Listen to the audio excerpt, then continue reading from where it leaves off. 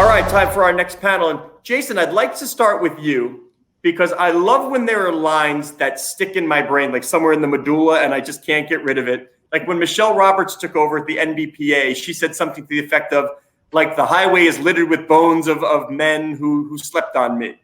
When you took over as president of the Washington football team, somebody or you were asked something about, well, what would you say to a white guy who had the same credentials as you that didn't get the job? Do you remember what you said? Yeah, I do. And I actually remember the question. It was even less direct than that. It was more the oblique, racially charged, are you qualified question. Right. It was effectively someone saying, what do you say to people that you say this is a token hire or whatever it is? And I'd say, well, if you find a white brother who played for 7 years in the NFL, went to a top 5 business school and got an MBA, was a partner at the leading management consulting firm in the world, and then I took his job instead, like, apologize to him on my behalf. But I don't know that you're gonna find that brother. So that was my catty response to what is a persistent question that I've received, that I'm sure Raina and others have received over the course of their careers. It's that irrespective of the road it took to get you there, because of whatever it is in folks' minds about Black folks, about progress in society on gender and racial lines, somehow, some way you cheat the system. And, I just don't have time for that. All right, Jason, we'll come back. But Raina, let me jump on that supposition on his part. Tell me your story. You shook your head. You kind of shook your head like, oh, I know that all too well. What's your tale? It's a little bit different when you're a woman, because they give Jason a chance. They just assume that I'm going to roll over, right? Just that I don't have an opinion. I'm indecisive. I don't have any strategy. I am soft. Love to mistake kindness for weakness, definitely. But I think I would like the direct question instead of them always looking to somebody else in the room to see who's really in charge. I don't know. It's the same, but different, because I add the gender part to it. That's actually a really good point, Raina. I think the challenge with the gender dynamic, and I've seen it play out because I came from an environment when I was a player where I didn't have any female colleagues. Right. And at McKinsey had to learn about my own biases and behaviors that made it more difficult for a woman to have a full and inclusive voice on a team. And I gratefully had great woman mentors at McKinsey who helped me learn that and develop that muscle, because the heart was willing, but the experience was weak. But what you're talking about is that the biases that tend to affect women tend to be more silent and tend to be more covert than some of the others, especially in sports media entertainment, which is male dominated. And there's a report that came out recently by my old firm, McKinsey & Company, that talked about the challenges of women in the workplace. And one of the things that stuck out to me is that it showed that women do not get direct feedback from their supervisors at the same rate that men do. And that ends up being a double hindrance on career progression. One, because there's a secret rumor mill about how you really doing on things that you can never actually combat. But then on the positive end of things, women do not get the developmental feedback that would actually help them get whatever skill gap or whatever thing is real and meaningful to get to the next level. And so to your point about things being more hidden and more oblique, bore out in the research. And it's a thing that I actively try to address in our organization. Raina, was that a gesticulation of hallelujah? It seemed like. It was. I've been having these a lot lately. That was a gesticulation of, goodness, I'm not crazy. I didn't make this up. If McKinsey said it, I know it's institutional, right? It's not just my personality. And you didn't have to pay McKinsey prices to learn that right here. No, well, leave them alone. Truth is the truth, but no, it is the silence, right? People say one of the most common questions is, how are you actually impacted at being a woman in sports as opposed to being a man in sports? And one of the first things is there's a comfort level between men that does not exist between a boss, perhaps, or colleagues, if you are mixed gender in mixed circumstances. So going out to dinner does not mean the same thing. 18 holes of golf does not mean the same thing. There's a concern that there will be mixed messages. But again, to Jason's excellent point, there's never any desire to actually have this conversation, right? Yes, if you have a boss who normally does events with his, one-on-ones with his employees and not with you, you might want to be able to talk about that. But it's always shrouded in silence. I don't feel that way at ESPN, and especially now at the Undefeated, but I have felt that way earlier in my career, right? Not just silenced, but also silenced and judged quietly. Like, I can't imagine anything. I'm making it sound like high school, but it kind of is. You know what I'm saying? And it can be hard to learn to use the correct voice in that vacuum. Jason, you just started saying you were doing these things with the team. Can you take me behind the curtain a little bit? Like, what's the process? What's the feedback? How is everybody handling it? Yeah, so I think, one of the things that, we try to put in place here is a robust, structured, and formalized mechanism for getting performance feedback. Because if you put it into the processes and structure of your organization, it becomes something that happens to everyone in the same degree, equitably and equally, both. And that's important because it takes getting constructive feedback, positive feedback, reward and recognition. It moves it slightly less in the subjective and more into the objective, which then benefits anybody from an underrepresented group, or in this case, women who would not benefit from the transparency and openness that comes more directly to male colleagues, and especially to male high performers, in fact. And so if you're a woman and a high performer, high talent in an organization, even though you're a great performer, the research says you don't get as much direct feedback. So when you build it into a process that everybody needs to do, like we need to be doing quarterly feedback. Here's the way you talk about it. Here are the dimensions you talk about and the questions you talk about. Those conversations become more formalized. Now, then on the flip side, there are still things that happen informally, like mentorship and sponsorship relationships. And in that case, I think you get what you measure. And we haven't gone there yet in our organization, but we will get there. And that's to look at and assess analytically how many strong mentors does everybody in the organization have? How many strong sponsors do people in the organization feel they have? When you ask somebody who their mentor or their sponsor is, does it match on the other side? And doing a little bit of the social network mapping in our organization to see if there are differences in strength between the networks of women colleagues, colleagues of color, and other colleagues, LGBTQ plus colleagues and other colleagues in the organization. And where there are systemic gaps, then we need to start to ask root cause questions as to why it happens and try to build more structures and processes that change it. And I guess at the heart of it is, I'm a bit of a cynic, and I do believe that issues of gender bias, race bias, sexual orientation bias, they can be fixed, but they're generational solutions in the heart and psyche of folks. I don't want to rely on people's heart and psyche to change.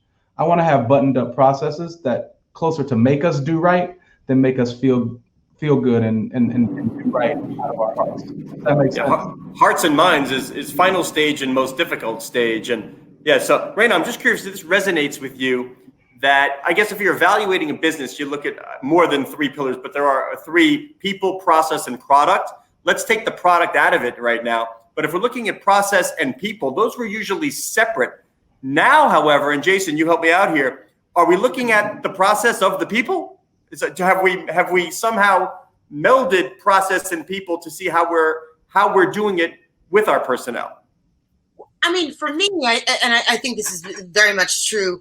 We're starting to take a look at process through the lens of people. They should never have been disconnected. And it's why you see all these side paths, these side routes to power where isms or biases can sneak and gather, because the process no longer makes sense to anybody. I sort of I compared it to grade inflation, right? If everybody's getting an A, right, an A minus has a power it does not normally have.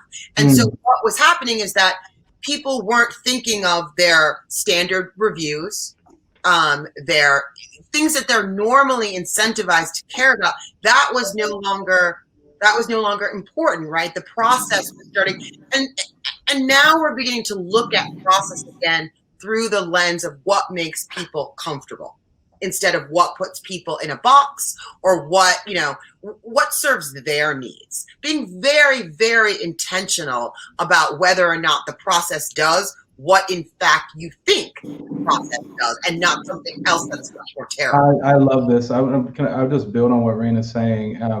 Looking at process, both human-led processes and technology-led processes, the way you evaluate their efficacy is you got to look at the outcomes. That's what she's getting at. If the process doesn't get you an outcome that you should be getting objectively outside in, then you got to look at what's up in the process. And I'll give an example where it can be human-led or it can be technology-led, but it's in the hiring process.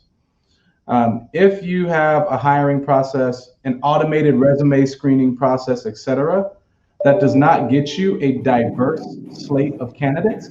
Now, I'm not going to attack any sort of industry here, Jason, but rumor has it there may be some software that looks for things like Harvard, Yale. But that's just a rumor. It might happen in some places. That exists. And if you're using algorithms to do the OCR scan of resumes and weed things out that don't fit whatever algorithm been built before, or human beings are doing that because human beings build the algorithms, they provide the inputs. It can happen either way. If that process is not getting you a diverse slate of candidates, you need to go back and look at the process. And the reason I say that is because we can objectively say, if you believe like I do, that talent is equally distributed across all people, across all demographics, genders, sexual orientations, regions of the world, age groups, whatever it is, able, disabled, differently able. If talent is equally distributed, but we don't see representative slates going into the final decision-making process for roles and positions in our organization, then our process is broken. And we need to go evaluate the process. Now, I said slates rather than selection at the end of the day, because there's a bit of the human art to this, especially in leader-centric organizations. So, but what I believe is our imperative is to make sure that we are putting diverse slates of candidates in front of each leader. Now, if we're doing that, and over time we still are not getting diverse outcomes in the selection process, then we need to evaluate that. But the first thing is to work on the funnel and recognize that talent comes from everywhere. And if we're not actually seeing talent come across our desk from everywhere, it's on us to go fix the process. Yeah, I don't know if the audio is picking this up, but there's a giant thunderclap as you made this hand proclamation. It's almost like an affirmation of what you're saying. Raina, do you sense God supports diversity. God supports diversity. There you go. You're right at the top. Raina, do you sense the sea change coming in sports? Is that the right term? Is it a sea change? Is it a casual change? Is it a push? Is it a shove? That the talent pool in sport is forcing a self-reflection and an appraisal of where we are in terms of diversity? Yes, completely. And I blame it all on millennials and younger. I blame everything on millennials and younger. It couldn't possibly be us who watch Love Boat and Fantasy Island. I am a Gen Xer, and I feel like that small, deeply disturbed generation really felt the need to live up to these stories that turned out to not, in fact, be always reflective of the real world, right? And that what we have coming up behind us is a group of now grown-ups, I can't believe it, who are saying, this is not actually the way the world works. Can we have a process, or can we have organizations can, in the form of the Undefeated, can we tell stories that actually reflect the complexity and honor real diversity instead of just, doing it for a week in February or picking out various months? What does it intentionally look like? And that's why I say it's already here.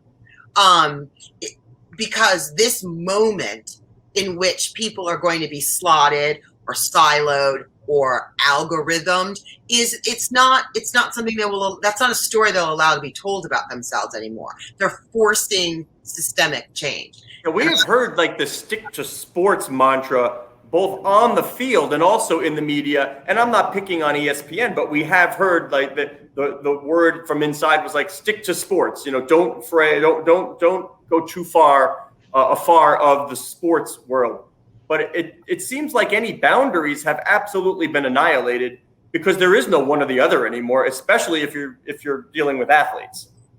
Well, it's interesting. The sports world is always ahead of what it's actually doing on the field. I know Jason knows this better than athletes represent so much. They are almost part and parcel with superheroes, right? So you're looking at somebody who both reflects and mirrors back to the culture what is considered ideal. And so when you see people like from the NBA, from the WNBA, when you see anchors on ESPN, you see a different kind of programming expressing a world that is not simply on the field, and what it means in sports, right?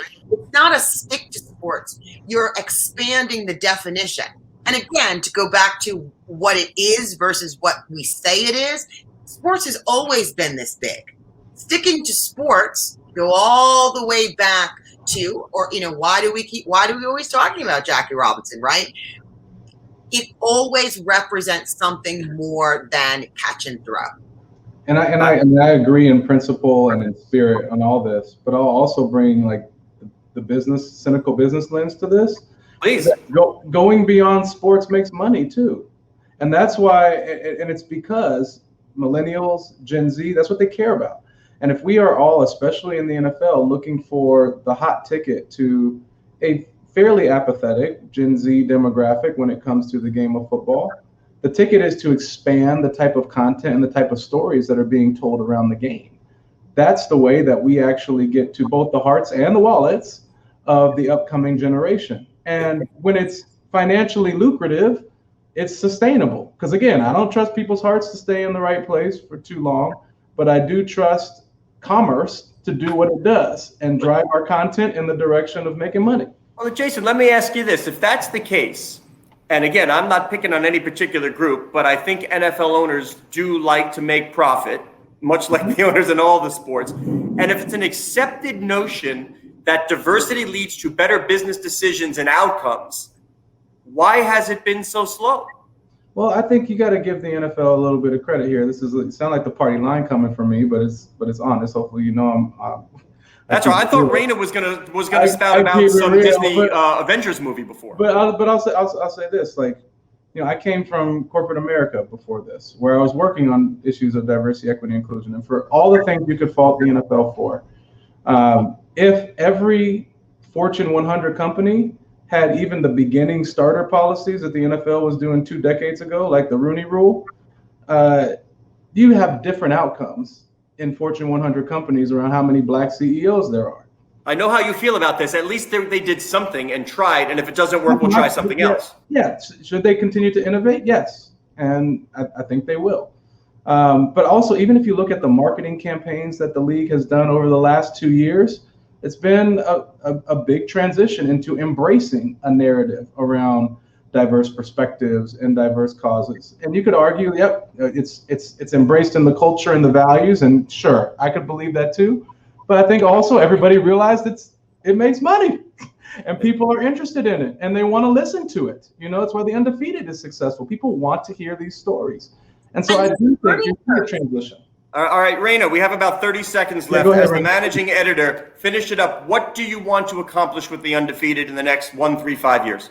Well, first I'm going to give myself a promotion because I'm actually the editor-in-chief. I apologize. That's my title, editor-in-chief. I thought you'd be above me. And the second thing I'm going to do is say we're going to continue to follow diversity where it goes, right? We are all on a learning curve. Diversity suddenly now means inclusion. What is going to be the next word that comes after the I? D-I, and what? Is that respect? Is that equitable stake? Is that, generational wealth? Mm-hmm. I think it does have something to do with economics, but we are on a path now where it's not just enough to be diverse. It's not just enough to be inclusive. What is the next step in the process?